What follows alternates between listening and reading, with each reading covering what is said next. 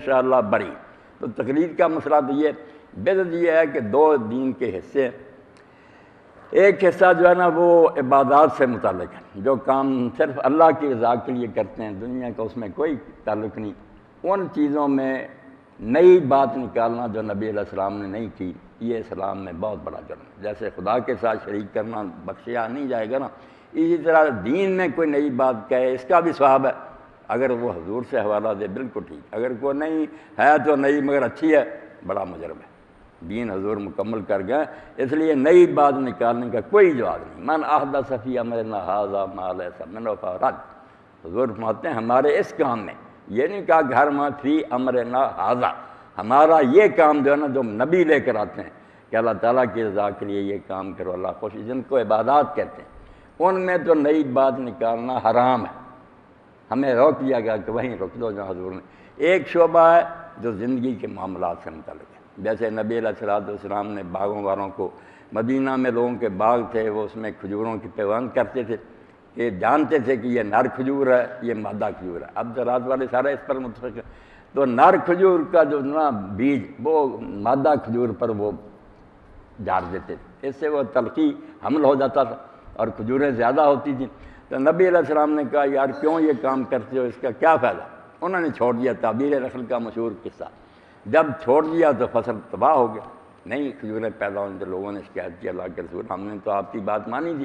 اس وقت حضور نے یہ لکیر کھینچ لی کہ میں بشر ہوں، میں نے اپنی رائے سے ایک بات کہی تھی، اگر وہ درست نہیں تو ذرا مواخذہ نہ کرو، میرے پیچھے نہ پڑو، آئندہ کے لیے سن لو کہ جب میں تمہیں دین کی بات بتاؤں وہ مجھ سے لے لیا کرو۔ وانتم اعلم بامور دنیاکم، تم اپنی دنیا کے کام بہتر جانتے ہو۔ دنیا کے معاملات جو ہے نا، کھیتی باڑی زراعت اور دوسرے، انہیں ہمیں کھلی چھٹی ہے کہ حرام اگر نہیں وہ شریعت میں ہم نئی چیزیں ایجاد کر سکتے ہیں۔ ٹریکٹر نکالیں، ہوائی جہاز، اس کا بدعت سے کوئی تعلق نہیں۔ جو شخص کیا یہ بھی بدعت ہے، اور کئی لوگ چلاکی سے حوالے دیتے ہیں کہ اگر بدعت حرام ہے یار جہازوں پر سوار کیوں ہوتے ہو، یہ کاریں کو استعمال کرتے ہو، یہ بالکل دھوکہ ہے۔ دو چیزیں ایسی ہیں کہ وہ عبادت کے لیے نہیں، ان کی پہچان یہ ہے کہ وہ مسلم بھی استعمال کرتے ہیں، غیر مسلم بھی استعمال کرتے ہیں۔ جب ہم عبادت کی بات کریں کوئی ہندو عیسائی ہمارے ساتھ شریک نہیں ہوگا۔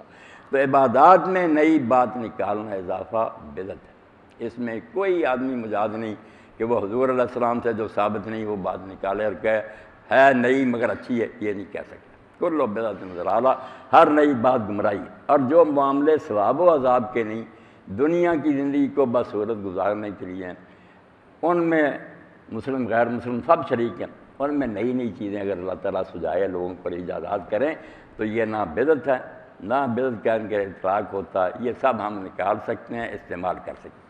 اب اس میں کوئی بات وضاحت طلب ہے تو آپ پوچھیں۔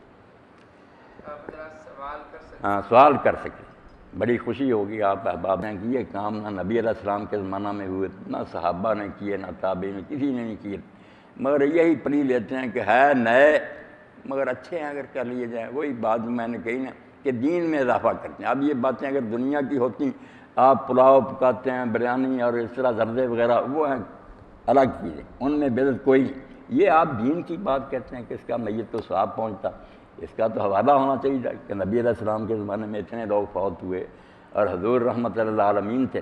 آپ کو تو امت سے اتنی شفقت تھی کہ اگر آپ مدینہ سے باہر ہوتے نا اور واپس آتے تو نئی قبر بنی دیکھتے تو پوچھتے کون فوت ہو گیا، تو لوگ بتاتے تو حضور صلی اللہ علیہ وسلم قبر کو سامنے رکھ کر لوگوں کو پیچھے، حالانکہ وہ جنازہ پڑھ چکے ہوتے، پیچھے کھڑا کرتے، نئے سرے جنازہ پڑھاتے، اور یہ بھی اعلان فرماتے کہ اگر میں مدینہ میں ہوں تو کوئی شخص فوت ہو تو مجھے اطلاع دیے بغیر دفن نہ کرو، کیونکہ تمہاری قبروں میں اندھیرا ہے، میری دعا کی برکت سے روشنی ہوتی۔ تو جس نبی کو امت سے اتنا پیار تھا، اگر یہ باتیں کچھ ہوتی تو حضور کو نہ سوچتی۔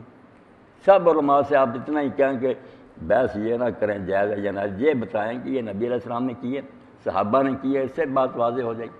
تو یہ بدعت حسنہ کیا کرنا، جان چھڑاتے ہیں کہ ہے نہیں مگر اچھی بات ہے، یہ حضور پر تہمت ہے کہ آپ دین نام مکمل چھوڑ گئے جب بعد میں ہم اس کو مکمل کر رہے ہیں۔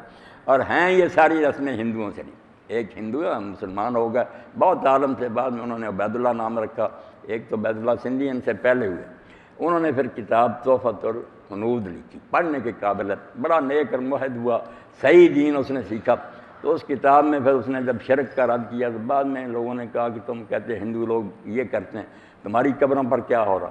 جو اولیاء اللہ کی قبریں وہاں سجدے ہو رہے ہیں تو آپ، اس نے کہا یہ ساری تمہاری مہربانی، یہ بے دینوں نے تم سے لیا، اسلام میں اس کا کوئی پڑھا تھا لکھا۔ اور اسی طرح یہ بات جب آئی مردوں کے بارے میں، اس نے کہا یہ تیجا، ساتواں، نواں، 10واں، 20واں اور 40واں پھر چشمائی سال کے بعد اس نے باقاعدہ بتایا کہ ہندو یہ کام کرتے ہیں، انہی دنوں میں کرتے ہیں، جو کھانے پکاتے ہیں ان کو سراد کہتے ہیں۔